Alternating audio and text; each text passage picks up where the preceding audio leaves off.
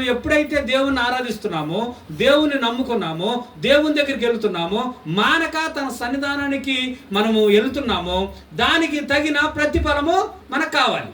అర్థమైందా తల్లి? మనకు ప్రతిఫలము కావాలి. కొన్నిసార్లు మనము మన యొక్క పనులు మానుకొని ఆదివారం వచ్చిందంటే మన ఊరు ప్రయాణాలు ఇవన్నీ కూడా మానేసుకొని ఎంత కష్టమైనా కూడా మందిరానికి వెళ్ళడానికి ప్రయత్నం చేస్తాం. అవునంటారా కాదంటారా? కాబట్టి నేను ఈ యొక్క ప్రత్యేకమైన సమయంలో మరి మేరమ్మ గారి గృహంలో మరి నేను మీకు తెలియజేస్తున్నటువంటి మాటలు చాలా శ్రద్ధగా మీ హృదయంలో భద్రపరచుకోవాలి. ఏం చెప్పదలుచుకున్నానంటే, మనకు ప్రతిఫలము కావాలి. ప్రతిఫలము లేకపోతే ఏమైనట్టు? మనం చేసిందంతా వ్యర్థము అయినట్టు. అర్థమైందమ్మా? ప్రతిఫలం లేకపోతే ఏమైంది? వ్యర్థం అయిపోయింది. మనం గుడికి పోయింది వ్యర్థమైపోయింది. ఎన్నో వారాలు, ఎన్నో ఊర్లు, కొన్ని సభలకు వెళ్తాం, కొంతమంది కొంత డబ్బు ఖర్చు పెట్టుకొని దేవుని మాటలు వినటానికి. అర్థమైందమ్మా? ఇవన్నీ కూడా ఏమైపోయినాయి? ప్రతిఫలం లేకపోతే వ్యర్థము అయిపోయింది. ఇప్పుడు మన ప్రతిఫలం అంటే ఏంటి? దేవుడు మనల్ని దీవించాలి. మనం ఏదైతే ఆశిస్తున్నామో అది మనకి కావాలి. కాబట్టి ఈ ప్రత్యేకమైనటువంటి సమయంలో దేవుని యొక్క దీవెనలు, దేవుని యొక్క ఆశీర్వాదాలు, మనకు ప్రతిఫలము కావాలంటే ఇప్పటి వరకు మనం ఆరాధించినటువంటి ఆరాధనలోను, అలాగనే దేవుణ్ణి ఎంబడించినటువంటి మరి సమయంలోను మనకు కావాల్సినటువంటి దీవెనలు మనకు రాకపోయినట్లయితే ఎందుకు రాలేదో మనం ఆలోచన చేసుకోవాలి. అర్థమైందమ్మా? ఇప్పుడు మనకి ప్రతిఫలం రాలేదనుకోండి, ఎందుకు రాలేదో కారణం కూడా ఉంటుంది కదా. అర్థమైందమ్మా? ఎందుకు రాలేదో కారణం కూడా ఉంటుంది. కాబట్టి ఆ కారణాన్ని మనం తెలుసుకోవాలి. అంటే నేను మీకు ఏం చెప్తున్నానంటే, ఈ ప్రత్యేకమైన సమయంలో మన యొక్క దేహము దేవుని యొక్క ఆలయము. మనం ఎక్కడికెక్కడికో ప్రయాణం చేయవలసిన అవసరము లేదు, ఎక్కడెక్కడికో కొండలు గుట్టలు ఎక్కాల్సిన అవసరము లేదు. మన దేహమే దేవుని యొక్క ఆలయము. ఈ ఆలయములో యేసయ్యని మనం భద్రపరచుకోవాలి. ఎవరిని భద్రపరచుకోవాలండి? యేసయ్యని మనము భద్రపరచుకోవాలి. యేసయ్యని మనం భద్రపరచుకోవాలంటే మేమేం చేయాలి పాస్టర్ గారు? యేసయ్యని మరి మేము భద్రపరచుకోవాలి ఆలయంలో అంటే మేమేం చేయాలి? ఏం చేస్తే ఆయన ఉంటారు మా యొక్క ఆలయంలో? ఏం చేస్తే మా హృదయంలో, మా గుండెలో ఆయన ఉంటారు అనేది మనం తెలుసుకోవాలి. అర్థమైందమ్మా? ప్రతీది కూడా తెలుసుకుంటే మనకు అర్థమవుద్ది ఏదైనా. అర్థమైందా? ఇప్పుడు నేనేం చెప్తున్నానంటే, మేము ఇన్ని సంవత్సరాలు వెళ్ళామండి ప్రార్థనకి, ఇన్ని సంవత్సరాల నుంచి దేవుణ్ణి వెంబడిస్తూ ఉన్నామండి, మేము అనుకునే మాకు ఇంకా జరగలేదండి, మాకు కావాల్సినవి ఇంకా రాలేదండి, మేము ఆ దేవుని సన్నిధానంలో అడిగాం కానీ అది ఇంకా మాకు ఇవ్వలేదండి. దానికి కారణం ఏంటో తెలుసుకోవాలి.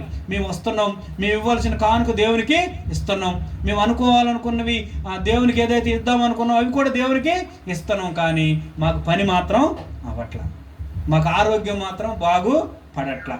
మరి ఏంటి సమస్య? ఎక్కడుంది? ఎందుకు మనం ఆశీర్వదింపబడట్లేదు? ఎందుకు మనం దీవించబడట్లేదు? ఎందుకు మనం దేవుణ్ణి అడిగినవి మనకు రావట్లేదు అని మనము ఒకసారి ఆలోచన చేసుకున్నట్లయితే ప్రియులారా, దయచేసి గమనించండి. మనం ఎప్పుడైతే తండ్రి, కుమార, పరిశుద్ధాత్మ నామములో బాప్తీసం తీసుకున్నామో ఆ రోజు ఏం చేయబడ్డామంటే మనము మన పాత జీవితాన్ని అంతా కూడా సమాధి చేశాం. మీరు మన దగ్గరే కదా బాప్తీసం తీసుకున్నారు రీసెంట్గా కదమ్మా? తీసుకోలేదా? ఓకే. ఇంకా తీసుకోలేదా? తీసుకోవాలా? ఓకే, మంచిది. ఇప్పుడు ఈ ప్రత్యేకమైన సమయంలో నేనేం చెప్పదలుచుకుంటున్నానంటే, మనము దేవుని యొక్క సన్నిధిని మన హృదయంలో మనం భద్రపరచుకోవాలి. దేవుణ్ణి మనం భద్రపరచుకోవాలి అంటే ఎలా భద్రపరుచుకుంటే ఆయన మనతో ఉంటారు? ఆయన అసలు భద్రపరచుకోవడం అంటే ఏంటి పాస్టర్ గారు? దేవుణ్ణి మా హృదయంలో భద్రపరచుకోవడం అంటే ఎలా భద్రపరచుకుంటాం మేము అని గనక మీరు గనక క్వశ్చన్ అడిగినట్లయితే నేను చెప్తున్నాను, చాలా జాగ్రత్తగా వినండి అమ్మా. ఈ దినాలలో చాలామంది మేలులు పొందుకోకపోవటానికి కారణం ఏంటంటే, చాలామంది దీవించబడకపోవటానికి కారణం ఏంటంటే, దేవుడు వారికి దూరంగా ఉంటున్నాడు. ఎవరు దూరంగా ఉంటున్నారు? దేవుడే వారికి దూరంగా ఉంటున్నారు. దేవుడు దూరంగా ఉంటే వారికి మేలులు ఎలా జరుగుతాయి? నిన్ను దేవుడు ఆశీర్వదించాలి, నిన్ను దేవుడు దీవించాలి అంటే దేవుడు నీకు దగ్గరగా ఉండాలి. అర్థమైందమ్మా? దేవుడు నీకు దగ్గరగా ఉండాలి. అయితే నేను ఇప్పుడు ఏం చెప్తున్నానంటే, దేవుని యొక్క వాక్యము మన హృదయములో మనం ఎప్పుడైతే భద్రపరుచుకుంటామో అప్పుడు దేవుడు మనతో ఉన్నట్టు లెక్క. ఇప్పుడు మీకు అర్థమైందని నేను చెప్పేది? దేవుడు మన హృదయములో దేవుని యొక్క వాక్యాన్ని భద్రపరచుకోవాలి. భద్రపరచుకుంటే ఇప్పుడు మనకి దేవుడు ఉన్నట్టుగా గుర్తు. ఇప్పుడు యేసయ్య బిడ్డలము, మేము యేసయ్య బిడ్డలము అని ఎలా నిరూపించగలం బయట వాళ్ళకి? ఏమ్మా, మేము యేసయ్య దగ్గరికి వెళ్ళే దేవుని యొక్క బిడ్డలము, మేము దేవుని యొక్క కుమారులము, ఆయన్ని వెంబడించేటటువంటి బిడ్డలము, ఎన్నో సంవత్సరాల నుంచి ఆయన గుడికి వెళ్తున్నాం, మేము ఆయన బిడ్డలమే అని నిన్ను ఎలా నిరూపించుకుంటావు ఇతరులకు? చెప్పండి.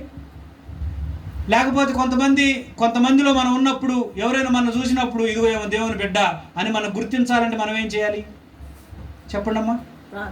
అమ్మా అయితే మనం ఏం చేయాలంటే దేవునిని భద్రపరచుకోవాలి. దేవుని భద్రపరచుకోవడం అంటే ఏంటి పాస్టర్ గారు అనగా దేవుని యొక్క వాక్యాన్ని భద్రపరచుకోవాలి. దేవుని యొక్క వాక్యము ఎవరి హృదయంలో అయితే భద్రపరచుకుంటారో వారితో దేవుడు ఉంటారు. దేవుని నామానికి మహిమ కలుగును గాక. దేవుడు వారితో ఉంటే వారికి ఇంకా ఏ దిగులు అవసరమో లేదు, ఏ భయము అవసరమో లేదు. నీవు భవిష్యత్తు గురించి, నీ కుటుంబం గురించి, నీ బిడ్డల గురించి, నీ భర్త గురించి నువ్వు ఆందోళన చెందుతున్నావు అంటే, నువ్వు భయపడుతున్నావు అంటే, నువ్వు దిగులు చెందుతున్నావు అంటే నీ దగ్గర ఎవరు లేరు? దేవుడు. దేవుడు నీతో ఉంటే ఇక నీ దిగులు ఎందుకు అమ్మా? దేవుడే నీతో ఉన్నారు అంటే అనగా మన దేహమే దేవుని యొక్క ఆలయము. ఈ ఆలయంలో మనకు దేవుడు ఉన్నాడు అనుకోండి, మనం దేని గురించి చింతపడాల్సిన అవసరం ఉందా? దేవుని యొక్క లేఖనాలు ఏం చెప్తున్నాయి అంటే, ఆకాశ పక్షులను చూడండి, అవి ఎత్తవు, కోయవు, కొట్లలో కూర్చుకొనవు, ఆయనను కూడా పరలోకమందున్నటువంటి తండ్రి వాటిని పోషిస్తున్నారు. వాటికంటే మీరు శ్రేష్ఠులు కారా? వాటికంటే మీరు ఉన్నతమైన వారు కారా? ఈ పక్షుల్ని, ఈ సృష్టిని దేవుడు కలుగును గాక అనగా కలిగాయండి, కలుగును గాక అనగా కలిగాయి. కానీ దేవుడు మనల్ని పుట్టించేటప్పుడు, మనల్ని చేసుకునేటప్పుడు దేవుడు తన స్వహస్తాలతో కష్టపడి మనల్ని నిర్మించుకున్నాడు ఆయన.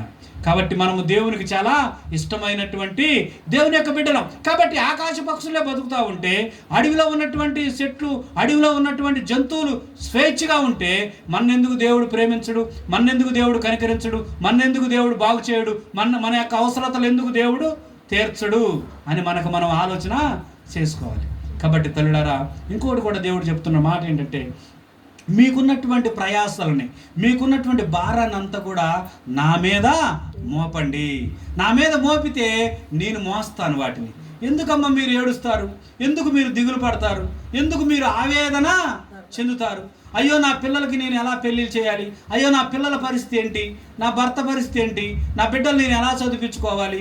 ఈ ఆలోచనలన్నీ మనం ఆలోచించవలసిన అవసరం లేదు. ఎందుకంటే మనని సృజించినటువంటి సృష్టికర్త నీ గురించి, నా గురించి ఆలోచన చేస్తున్నాడు. మన పిల్లల్ని ఇచ్చినటువంటి దేవుడు ఆయన ఏం చేస్తున్నాడు? మన గురించి ఆలోచన చేస్తా ఉన్నాడు. ఇప్పుడు గర్భఫలం మనకు పిల్లల్ని ఎవరు ఇచ్చారు? దేవుడిచ్చే బహుమానం. దేవుడు ఈ లోకంలో గర్భఫలముగా, ఎవరికైనా గర్భఫలం కావాలంటే ఎవరికి సాధ్యం కాదు, ఎవరు ఇవ్వలేనటువంటిది, అది దేవుడే ఇవ్వగలిగినటువంటి శ్రేష్టమైన బహుమానము దేవుడు ఇచ్చేటటువంటి బిడ్డలు. అర్థమైందండి? ఇప్పుడు నేను ఉదాహరణకి ఏం చెప్తున్నానంటే, యేసుక్రీస్తు వారిని మన హృదయంలో జన్మింపజేసుకోవాలి అనగా ఆయన బెత్లెహేములో పుట్టారు. ఆయన బెత్లెహేములో పుట్టారని ఎన్నో క్రిస్మస్ పండుగలు వస్తున్నాయి, పోతూనే ఉన్నాయి. అర్థమైందమ్మా? ఎంతో ఆర్భాటంగా ఆ రోజు మనము ఏదేదో చేసుకుంటాం. ఏదైనప్పటికీ కూడా అసలు క్రిస్మస్ అంటే ఏంటి అంటే క్రీస్తుని ఆరాధించటం. ఇది మానేశారు. ఇప్పుడు ఏం చేశారమ్మా? క్రీస్తుని ఆరాధించటం. ఆ రోజు కూడా లేటుకు వచ్చే వాళ్ళు ఉన్నారు ప్రార్థనకి. ఏ రోజు? క్రిస్మస్ రోజు కూడా. నేను 4-5 రోజుల నుంచి మా ఇల్లు బాగు చేసుకుంటున్నాను, 4-5 రోజుల నుంచి మా గిన్నెలన్నీ కడుక్కుంటున్నాను. ఆ రోజు ఎందుకు గుర్తొస్తే నాకు అర్థం కావట్లా. జనాలు చేసే పద్ధతులు చూడండి అమ్మా. నేను ఎక్కడికైనా వెళ్తా ఉంటే ఈ దినాలలో అందరూ గిన్నెలన్నీ బయట ఉంటున్నాయి, మంచాల మీద బయటకు వచ్చి తీసుకొచ్చి పెడుతున్నారు. ఏంటమ్మా అంటే పండగ వస్తుంది, మేమేం చేయాలి? అన్నీ ఖాళీ చేసుకోవాలి. ఖాళీ అప్పుడుగా చేసేది నెలకొకసారి, 2 వారాలకు ఒకసారి మన ఇల్లుని మనం శుభ్రం చేసుకోవాలి. పండక్కేనా చేసేది? ఏమ్మా పండక్కేనా? మనం ఇప్పుడు ఇవన్నీ చేసుకోవటం వల్ల పాస్టర్ గారు, మా పిల్లలు వచ్చారు, మా అల్లుళ్ళు వచ్చారు, మా మనవాళ్ళు వచ్చారు, వాళ్ళందరూ మా ఇంటికి రావటం వల్ల నేను గుడికి లేటుగా. అసలు నువ్వు ఆరాధించడం, క్రిస్మస్ అంటేనే దేవుణ్ణి ఆరాధించడం. దేవుణ్ణి ఆరాధించడానికి వెళ్ళే సమయం కూడా ఆ రోజు లేదు నీకు. ఇప్పుడు నువ్వేం చేసినట్టు లెక్క? అశ్రద్ధ చేసినట్టు లెక్క. అశ్రద్ధ చేసే వారి దగ్గర దేవుడు ఉంటాడా? అర్థం చేసుకోండి. మనం ఇప్పుడు దేవుని పిల్లలు ఎవరో, దేవుని పిల్లలు కాదెవరో మనకు అర్థమైపోతుంది. ఇప్పుడు ఏమర్థం అవ్వాలంటే, క్రీస్తు నీలో జన్మించాలి అనగా క్రీస్తు వాక్యం నీలో ఉండాలి. క్రీస్తు నీలో జన్మించాలి అంటే, క్రీస్తు నీ యొక్క ఆలయంలో ఉండాలి అంటే క్రీస్తు యొక్క వాక్యం ఉండాలి. వాక్యం నీకు ఎక్కడ దొరుకుద్ది? వాక్యం నీకు ఎక్కడ దొరుకుద్దమ్మా? దేవుని యొక్క మందిరంలో దేవుని యొక్క వాక్యం మనకి దొరుకుద్ది కదా. దానికే మనం సమయానికి వెళ్లకుండా నిర్లక్ష్యం చేసేవాళ్ళు చాలామంది ఉండవచ్చు. నేనేం చెప్తున్నానంటే తల్లులారా, మీరు ఈరోజు అనుకోకుండా రాలేదు, 2 తల్లులు ఇక్కడికి వచ్చారు, మిమ్మల్ని దేవుడే నడిపించాడు ఇక్కడికి ఈ మాటలు వినటానికి. అర్థమైంది తల్లి? మీకు నేను ఒకే మాట చెప్తున్నాను, ఏంటంటే మీరిద్దరు వచ్చినా మాకు సంతోషమే, ఒక్కరు వచ్చినా సంతోషమే. ఎందుకంటే నేను చెప్పేది ఏంటంటే, మిమ్మల్నే దేవుడు ఏర్పాటు చేసుకున్నాడు ఈ దినాన ఈ మాటలు వినటానికి. ఏంటంటే, ఒకటి, దేవుడు మీ హృదయంలో మీరు భద్రపరచుకోండి. దేవుణ్ణి భద్రపరచుకోవడం ఎలా పాస్టర్ గారు అంటే, దేవుని యొక్క వాక్యాన్ని భద్రపరచుకోండి. దేవుని యొక్క వాక్యాన్ని మీరు భద్రపరచుకుంటే మీరు దేవుణ్ణి భద్రపరచుకున్నట్టు. దేవుని నామానికి మహిమ కలుగును గాక. హల్లెలూయా. ఇప్పుడు దేవుని యొక్క వాక్యాన్ని మేము ఎలా భద్రపరచుకుంటాం పాస్టర్ గారు అంటే, మీరు వారం వింటున్నారు కదా, వాక్యాన్ని వింటున్నారు కదా పాస్టర్ గారి దగ్గర, ఆ వాక్యాన్ని, చెప్పినటువంటి వాక్యాన్ని మీ హృదయంలో భద్రపరచుకోవాలి. అక్కడికి వెళ్ళి చాలామంది నిద్రపోతూ ఉంటారు. ప్రార్థనకి వెళ్ళినాక ఇంటికాడ నిద్ర ఉండదు పాపం వాళ్ళకి. చాలామంది మందిరానికి వెళ్ళి చక్కగా ప్రశాంతంగా ఫ్యాన్ల కింద చెప్పి ఆ కొద్దిసేపు వాక్యం కూడా విన్నటువంటి వారు చాలామంది ఉంటారు తల్లి. అంటే నేను జరిగే చెప్తున్నా, అర్థమైందమ్మా? అంటే ఇప్పుడు ఏం లేరు, అసలైంది ఉండట్లా మన దగ్గర. మేము దేవుని పిల్లలు అని చెప్పుకుంటున్నాం, కానీ దేవుడు మనతో ఉండట్లా. ఉండకపోతే వ్యర్థమే కాదంటారా చెప్పండి? కాబట్టి దేవుడు మీతో ఉండాలి. దేవుడు మాతో ఉండాలంటే పాస్టర్ గారు మేమేం చేయాలి? మీరు దేవుని యొక్క వాక్యాన్ని భద్రపరచుకోవాలి. పోయిన శుక్రవారం